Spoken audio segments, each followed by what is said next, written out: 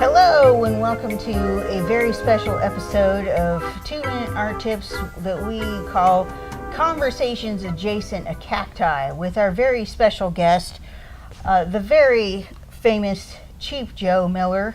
And so we're going to be having a little bit of discussion today about all things pertinent to Cheap Joe. Yes, thank you so much, Julie, for having me here today. Yeah, well, we are very honored and Well, no, I'm the one that's honored. Are you? It's me. Yeah, I'm not sure you'll feel that way in a little bit, but we'll go on anyway. Okay. Okay. Yeah.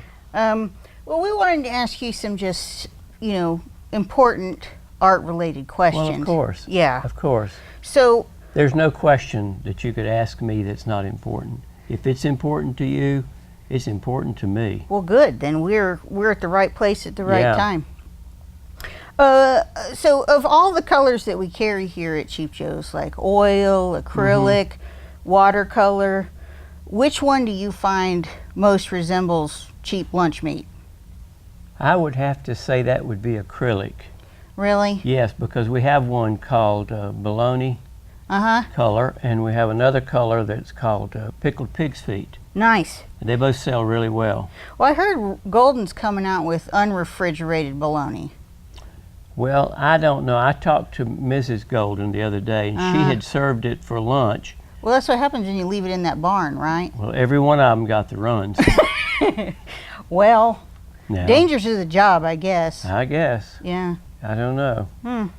Okay.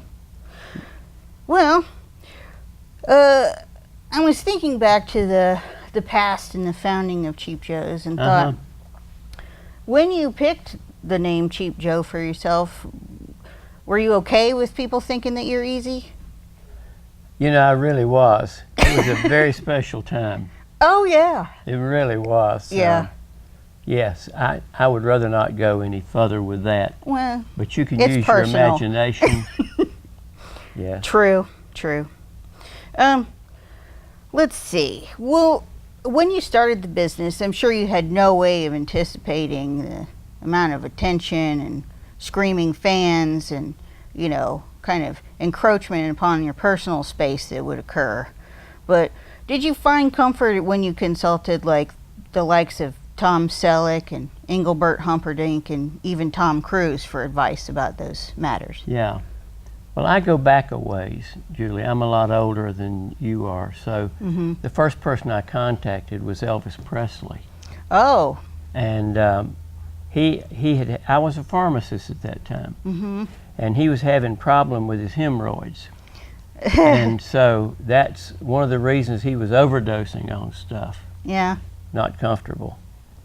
And that's, the end of the story. Yeah. So It all ends in the toilet, doesn't it? yeah, it does. Yeah. It sure does. Yeah.